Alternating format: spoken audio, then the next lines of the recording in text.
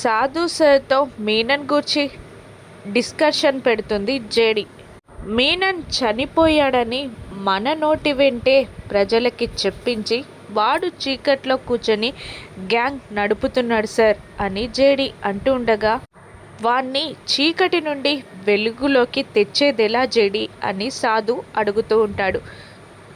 వాడు దేన్ని చూస్తే బలం అనుకుంటున్నాడో ఆ చీకటినే చూస్తే వాడు భయపడేలా చేయాలి.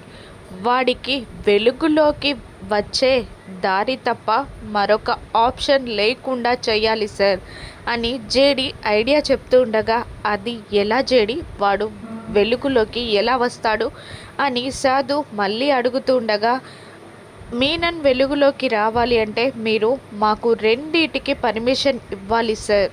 ఒకటి, ఆపరేషన్ డ్రాగన్కి పర్మిషన్ ఇవ్వాలి. 2, డ్రాగన్ని జైలు నుంచి విడుదల చేయడానికి పర్మిషన్ ఇవ్వాలి అని జేడి సాధుని అడుగుతుండగా, సాధు అయోమయంగా డ్రాగనా, అతనెవరు అని అడుగుతాడు.